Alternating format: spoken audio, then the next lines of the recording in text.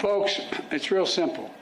It's time to act. It's long past time to act. The United States is being overrun by the Biden migrant crime. They desperately need more resources, need more agents, more officers, more judges. This is a Joe Biden invasion. Join me, or I'll join you, in telling the Congress to pass this bipartisan border security bill. You look at what this Governor Newsom from California, isn't that his name, Newsom? So instead of playing politics with the issue, why don't we just get together and get it done?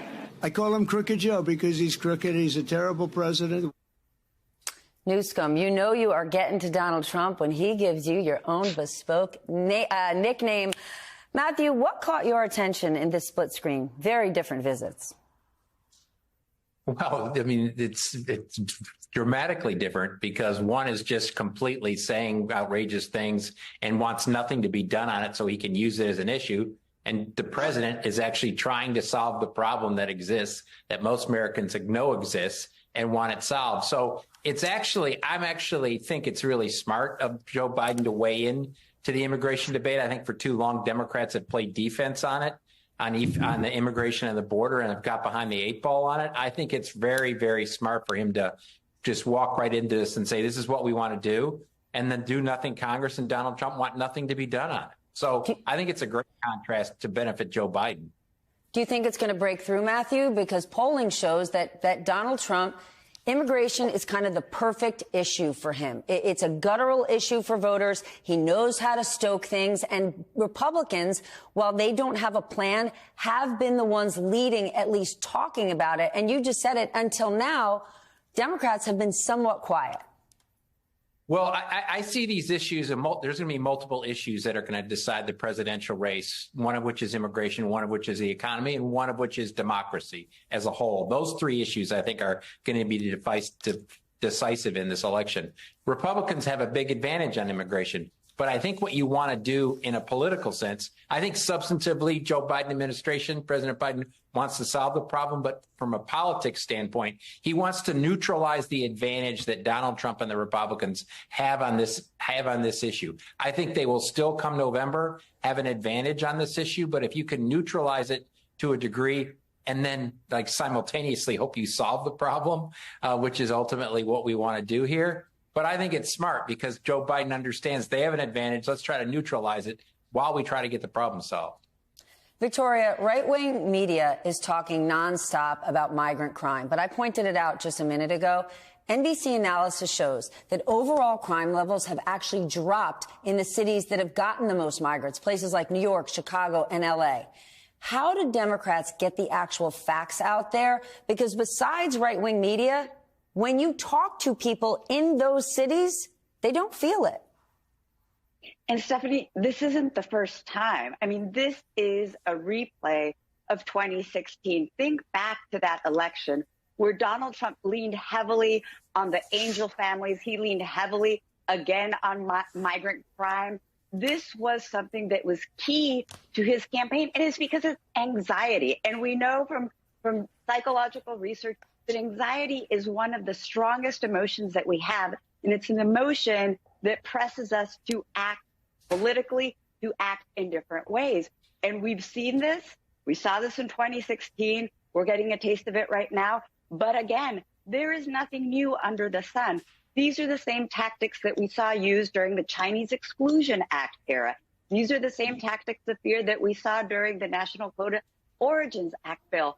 Immigration has always stoked this fear, and Donald Trump has really hit on how to do it in this moment. Peter, your analysis piece today is headlined, Biden takes an opportunity to shift from defense to offense at the border. Did Donald Trump give Joe Biden the gift of this election by blocking that border deal? Yeah, in a way he did, right? Because up until now, as Matt said, the Democrats haven't really wanted to talk about immigration for obvious reasons. It's not a good issue for them. They're not going to win on this issue among the voters who care most about it. And so you haven't seen Biden go to the border and talk about it. You haven't seen him give speeches about it. This is only the second time he's gone to the border. But he's gone because the Republicans gave him something to say, and they gave him somebody to blame, which is to say themselves and Donald Trump. Up until now, the Republicans had a pretty clear shot at pointing the finger at President Biden, saying, saying, well, he hasn't done anything. He's responsible for this. It's Biden's invasion. But because they blocked the bill, and it was a bipartisan bill negotiated by a very conservative Republican senator from Oklahoma, he can say, no, guys, this isn't my issue. The issue is the Congress and the Republicans in the House and the former president of the United States who don't want to solve the problem. They only want an issue. And Donald Trump walked into that by, in fact, even putting on social media that he didn't want this to pass because he didn't want to give Joe Biden a win. Well, that's not somebody who actually cares about the issue when you say it that way. That's somebody who cares about having a campaign, argument to make. And that's the argument that he's handed Joe Biden to make. He wouldn't have gone to the border if it hadn't been for Donald Trump giving him this, this opportunity. Walk right into it. Victoria, where does the Hispanic vote fit into all of this? They're the second fastest growing ethnic group of American voters, and we know they have moved to the right in recent elections, especially in Florida. And the other thing is the size, Stephanie. Over the course of the last 20 years, the Hispanic electorate has nearly doubled. So I think that's a really important point to keep in consideration. And look, it boils down to diversity within the Latino population. We tend to think of Latinos as Democrats, and yes, they tend to lean Democratic, sometimes more during certain elections, sometimes less. But we have been seeing a cleaving toward the Republican Party with certain Latino demographics. And this is something of concern for the Democrats. They need to not assume. There's been a lot of assumption that Latinos are a lock for the Democratic Party. So I think it's very much not making this assumption. And not only the partisan assumption, Stephanie, the fact that Latinos could just stay home, and that would be equally dangerous for the Democratic Party. So it's not just worrying about, are they going to go over to Trump, but what are we going to do to get them off their couches, out of their house, into the poll? Matthew, let's talk about this, because polls show that while voters actually trust Trump more to secure the border, they trust Biden more to deal with migrants humanely. Neither of those things are a surprise. The surprise is that when Trump was in office, it seemed preposterous that he wanted to build a wall. Most voters thought that was ridiculous. Yet more and more Americans seem to be saying, I don't know, maybe I'm open to a wall idea. Well, I mean, that's the fundamental sort of disconnect that I think we see often in conversations about this issue with the American public, because the American public has a two-way, they want this approached in two ways. They want the border secured. That's what they want, a strong hand at the border, secure the border. And simultaneously, they're empathetic and compassionate and have strong, big hearts towards the plight of the people that are coming over here. Everyone on this panel, including myself, I'm sure, is a son, daughter, grandson, granddaughter, great-grandson, granddaughter of an immigrant. The United States of America's economy, its agriculture, its infrastructure, has all been built by immigrants. And I sit in Texas, as you know. If we got rid of immigration as it exists today, we'd have no construction industry in Texas. We'd have no hotel and restaurant industry in Texas, and we'd have no grocery. Talk about the price of groceries going up, the price of groceries going up. And so I think the American public in many ways understands that. But I think, as was stated, when fears rise of things, and many of them are just pictures of things they see and all of that, they rise, and there's some, charismatic leader, let's call them, points the finger. And as was said, this has been done in numerous other times in our history. It was done in the 1920s. It was done in the 1880s. It was done in the 1840s and 1850s. It's been done throughout our history. When anxiety and fears rise, somebody comes along and whether it's the KKK or the Know Nothing Party or whomever, or Donald Trump, points the finger and says, here's the problem.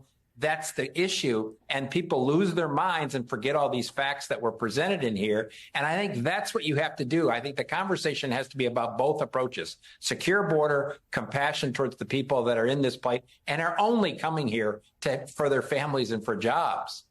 Victoria, that's kind of the thing that Matthew's hitting on. There's this false economic premise out there that Americans are believing migrants are taking my jobs, they're filling my school, they're getting things that I'm not getting. But that's not the case. We have a huge labor shortage in this country. Immigrant labor is something we need. If we had mass deportations, it would hurt our economy dramatically. How does the Biden administration explain this to the American people? How do we get it into the American psyche? Because you know what sells faster and easier and quicker? Fear. The frame that's used is a zero-sum game, right? If immigrants get stuff, then that means we Americans don't get it. That is completely and utterly false. And I think it's trying to shift the narrative to a win-win one in terms of saying these folks are coming over, they are fulfilling their American dream. To Matthew's point, we still do have that narrative of the melting pot down deep inside of us, but they're also keeping our inflationary rate down.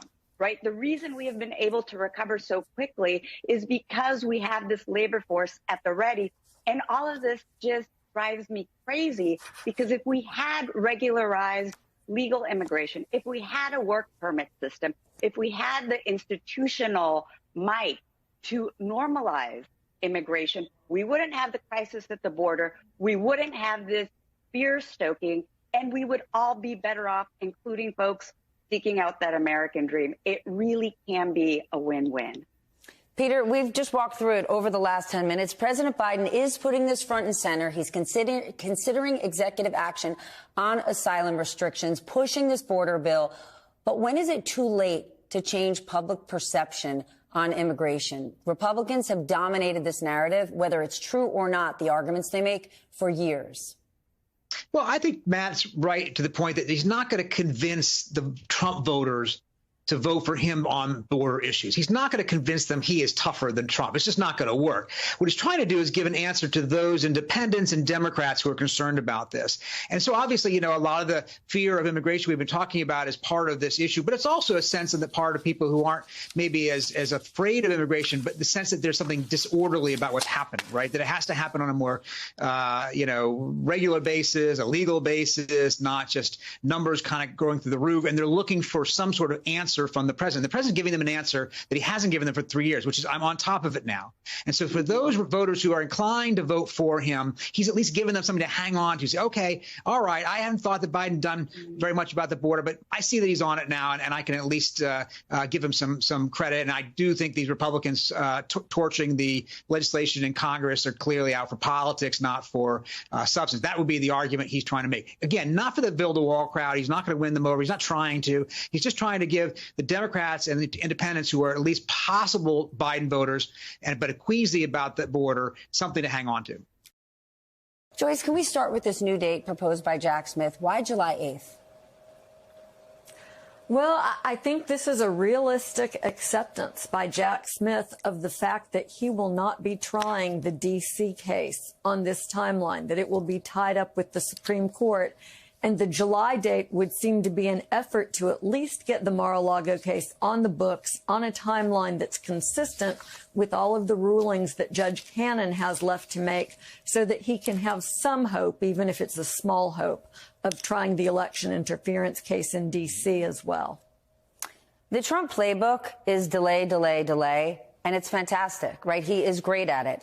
His attorneys are asking for an August trial date, and people are surprised. They were like, oh, he's going to ask for next year, nowhere near it. But this is Aileen Cannon. Does anyone think the trial is going to start in August, September, October? She's going to punt this thing forever for him. You know, it's not even a request for an August trial date, because Trump starts his proposed calendar by saying it's really unfair to me to have any trial at all before the election, and I'm only proposing a date because you've asked me to propose one, but really sort of nudge, nudge, wink, wink. What you should do is not schedule the trial until after the election. And then even with the August date, one of the co-defendants, Walt Nauta, is asking for a September trial date, saying that his lawyer is unavailable for parts of August. So that would seem to push the date back further unless the defendants are going to be split up. And there's still more, because Trump builds into his motion numerous suggestions that there are points where he might ask the judge to continue this trial date. So even if she sets something for August, it's not written in stone. Trump could come back and say the government has been too slow with discovery, or other motions could be decided that need appeals. I mean, this really is just delay on steroids, the typical Trump strategy. It's a good strategy. How is the Supreme Court immunity hearing going to impact this? If they grant Trump immunity, does all this, except Georgia, just go away? Well, if they grant Trump immunity, There is also an immunity motion on the table in Georgia. The only case that wouldn't be affected would be the Manhattan DA's prosecution, where that issue has been decided and Trump ultimately chose not to pursue an appeal. So, yes, if the Supreme Court were to decide Trump has immunity, these prosecutions would fail. But look, Steph, the Supreme Court can't do that if we're going to continue to be a democracy.